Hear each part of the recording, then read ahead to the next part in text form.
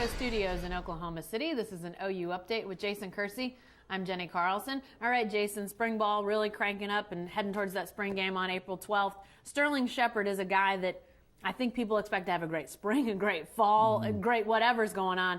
But leadership is going to be important for him now. Is that a role he's willing to take on? Yeah, absolutely. This is a kid who has really adapted well to the college game each year, something different. You know, each year.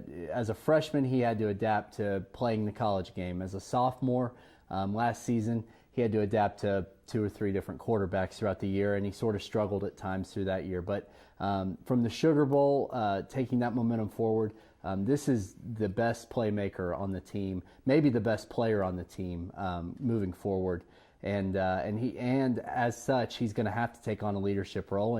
And from what everybody says, he's really done a good job with that. And that's not something he's necessarily comfortable doing, at least at OU, but he's getting comfortable doing it, and that's going to be really important. You know, wide receivers, obviously, I mean, they're important as far as, what they bring to the team on the field, but you don't necessarily think of wide receivers being leader types. I mean, obviously, you've got your quarterbacks, maybe an offensive lineman here or there. It's a little bit out of the box for a receiver to be that guy.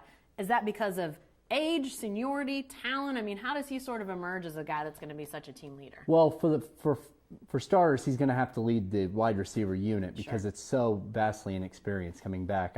There are 3 players returning who have caught a touchdown in a game, and it's Shepard, Aaron Ripkowski, the fullback, and Michael Honeycutt, the kicker. So he's going to have to take on that role just in that group alone. But as far as the team goes, it's seniority. It's the fact that he's been there now. He's made plays. They don't bring back any running backs either. And Trevor Knight, sure, he had a great Sugar Bowl, and obviously everybody expects great things from him. But really, he hasn't done it consistently. Sterling has, and he's really the only guy on the offense that has. Last year, you mentioned how good a player he is. You ranked players on your blog recently. Where did Sterling rank, and what was the feedback you got from people about some of those rankings? Well, I ranked him first. I think he's the best player on the team right now. I think Trevor Knight could get there. I think he'll be there if he starts off well and has a good year. But at this point, to me, he's the best player on the team. I think Frank Shannon, Eric Stryker, Charles Tapper are other guys who would be in that mix. As far as the feedback goes, I think a lot of people agreed with me. I really don't think it was that controversial a pick. Given what he's done on the field, what he's accomplished. So.